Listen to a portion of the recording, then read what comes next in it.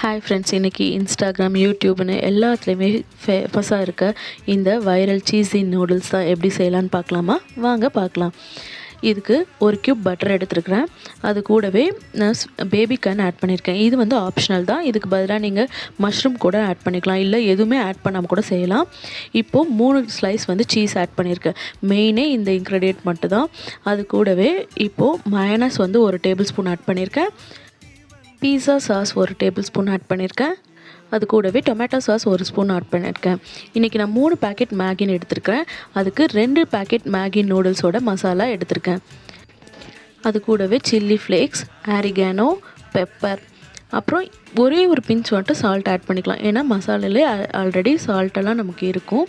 இதெல்லாம் நல்லா மிக்ஸ் பண்ணிக்கணும். மிக்ஸ் பண்ணிவிட்டு 200 ml மில்க் ஆட் பண்ணிக்கலாம். 200 ml வாட்டர் ஆட் பண்ணிக்கலாம். மில்க் ஆட் பண்ணும்போது கேஸ் ஸ்டவ்வை ஸ்லோ ஃப்ளேமில் வச்சுக்கோங்க. இப்போது ரெண்டும் நல்லா மிக்ஸ் பண்ணதுக்கப்புறமா நம்ம எடுத்து வச்சுருக்க 3 பீஸ் நூடுல்ஸையும் இது கூடவே ஆட் பண்ணிக்க போகிறோம். நூடுல்ஸ் வந்து ஓவர் குக் ஆகிடக்கூடாது. 3/4 வாசி வெந்தால் போதும்.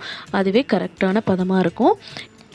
ஈவினிங் டைமில் குழந்தைங்க ஸ்கூல் விட்டு வந்ததுக்கப்புறமா இந்த மாதிரி ஒரு ரெசிபியை செஞ்சு கொடுத்து பாருங்கள்.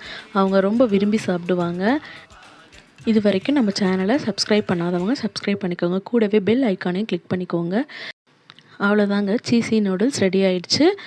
கடைசியாக கார்னிஷிங்க்கு நம்ம கொரியாண்டர் லீவ்ஸ் ஆட் பண்ணிக்கிறோம். கொரியாண்டர் லீவ்ஸ் ஆட் பண்ணிவிட்டு ஃபைனல் டச்சாக 1/2 டேபிள் ஸ்பூன் வந்து பெப்பர் ஆட் பண்ணிக்கலாம். பெப்பர் ஆட் பண்ணிவிட்டு அப்படியே நீங்கள் சுட சுட சர்வ் பண்ணிங்கன்னா சூப்பராக இருக்கும். தேங்க்ஸ் ஃபார் வாட்சிங்.